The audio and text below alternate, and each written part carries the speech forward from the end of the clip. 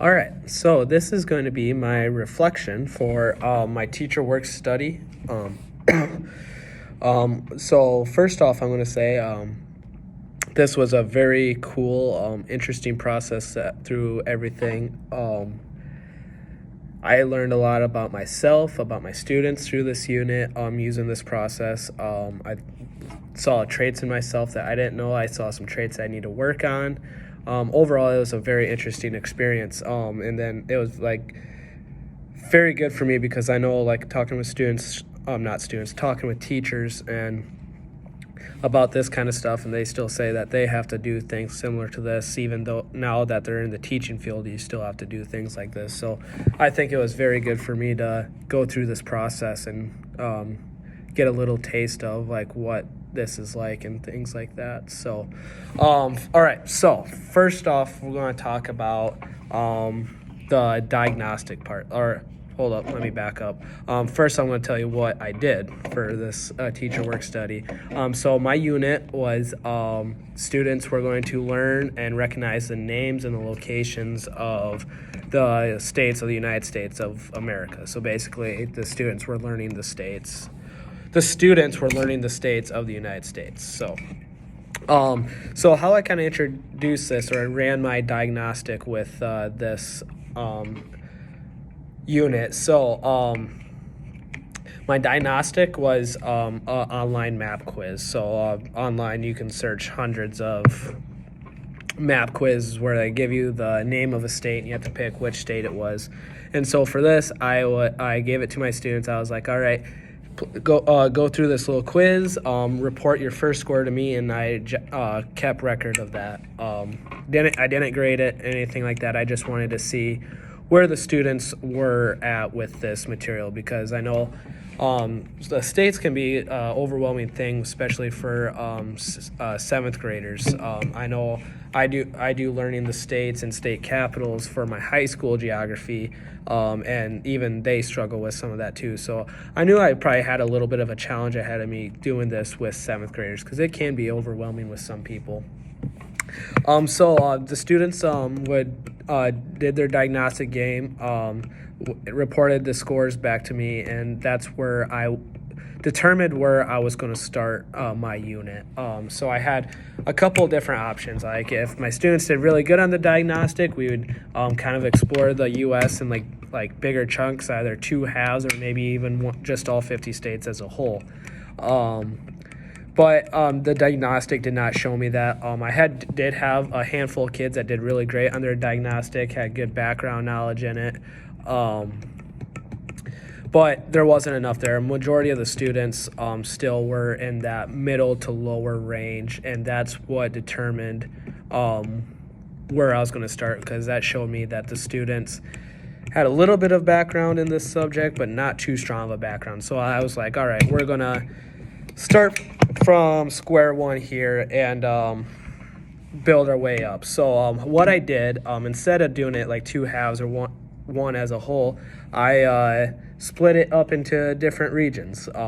We split it up into five regions containing 10 states each. So we had, or averagely about 10 states each. So we had the Northeast region, Southeast region, the Midwest region, the West region, and the Southwest. So Northeast, Southeast, Midwest, West, and Southwest.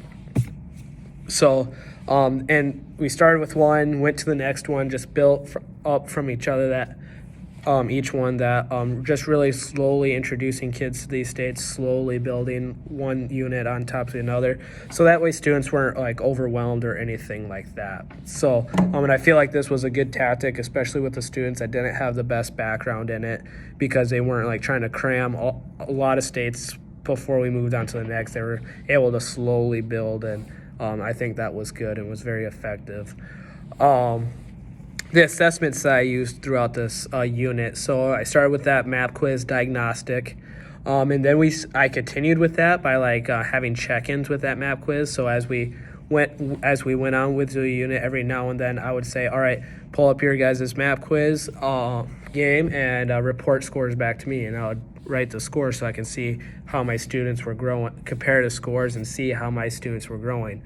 We also had a couple other different assessments, like we had a hangman day and hangman activity where students would pick a name of the state, play hangman, try to guess the name. This was to get students familiar with the names of the states. We did a Kahoot game where it show you the state. You have to guess which state it was. We also had around the world flashcard activities where I make flashcard of the states, hold it up, first student to guess the state got to move on around the desks. Everybody pretty much knows what around the world is. And then along with those mapping check-in quizzes, those really helped, and really also helped me like track how my students were growing, and I could see that from each activity and also through the check-in quizzes, because I could see everybody was growing, and it was really good. So that leads into my growth and analysis. So I did see pretty much every student take a step forward in this unit. I don't think anybody really stayed at one level or went back a step. Everybody took a step forward or a huge leap forward. And that also played into my grading as well. Even though most kids by the end of this unit were getting all hundreds, and on the final assessment, kids were also getting hundreds. Also, my final assessment was I put a map on the board, labeled each state with a number. They had a sheet where they just matched the number with the state. So that was the final assessment of all 50 states. And so by that time of the final assessment and by the end of the unit, most of the kids were all getting hundreds. Everyone took huge steps forwards and really learned the states. I did have a select handful, though, that didn't quite get those high grades. They were still kind of in the middle to lower level of percentage-wise, and this is where I wouldn't necessarily take the hardcore percent, but look at their growth, because these students that ended up at like the 50, 55, 60, 65 range on their final assessment, I looked at where they started off, and in their diagnostic, these students started off like at 18, 20%, like really low percentage of states known. And then I compare that to their final assessment, and they're at like 60, 65, coming from 20, 25, 18%. I see that's a significant growth there. So I gave the students a fair and decent grade and passing grade because I saw that significant growth, and I saw that these students were trying and doing their best to learn. And after the final assessment with these handful of kids, I gave them another assessment where it was just pretty much the same thing as the final assessment, but just a smaller portion of like only 15 states, and they did pretty well on that. So I was able to know that they are developing their skills to recognize and know the states, and that they are growing. So that is why I gave them a fair and passing grade, even though like their hardcore percentage on the final assessment didn't show that, but I saw so much significant growth in these kids, and they really deserved it. So that is also how I changed some things and changed some decisions in my lesson planning, and that's also how I analyzed some of the data that I got. Also, along with that, a couple of those kids, or one of those kids that was really low at the start and showed significant growth and was still like on the lower end, he is on an IEP. So that is also where I also had to use like the growth aspect to it because of his disability and things like that. So all right, now some reflection on me here. I saw some strengths in me that I didn't really think I had. First thing was my patience, dealing with the student on an IEP, and working with the students that were at a lower level on this subject than others. It did test my patience a little bit, but I thought I handled it very well. I thought I was able to connect with these kids and still able to execute my plan with these kids. I would just kind of like take a breath, like go really slow with them, even though it might get frustrating here and there. But no, I just took a breath, kind of saw it from their perspective, and then things are like, we're going to get through this. Just keep working. We're going to keep working at it. We're going to get it. And that patience really paid off, and I think it really paid off for the student as well. I also saw strengths in my creativity throughout this unit. I know this could be a hard unit to find different things to do for, other than just sitting there looking at a map and naming off state by state. I think the students also enjoyed my creativity with the activities like the hangman I made up, the Kahoot that I found, and doing the around the world flashcards. I feel like these activities really sparked the kids learning in a different way and got them more interested. Even the map quiz game online kind of turned into a competition with the students of who could do it the fastest, who can get the best score. And I think that really helped their learning and really helped them grow in this aspect, because it kind of implemented that competition in them, and they wanted to do better than their friends and things like that. And I use that to my advantage as well.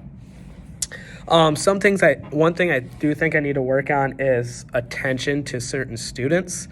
What I mean by that is, through this unit, I felt like I spent a lot more time just focusing on the students that were at the lower level and way behind everybody else, and then kind of just hoping that just the nature of those other students would just figure it out themselves, and things like I knew that they can figure it out themselves, and I kind of just banked on that while I was helping the lower level students. I know not every unit's going to be like that I'm going to need to be helping everybody, and that's what I really want to work on, because I really want to build that relationship and build that atmosphere that any student is welcome to ask me for questions and come to me on anything in my classroom, because that's going to build a better classroom environment. So that's one thing I felt like I need to work on, not just focus on a certain group of students, but make sure that everybody in the class is where they need to be on this subject. Always checking in with everybody, not just focusing on a select student or a select few students. So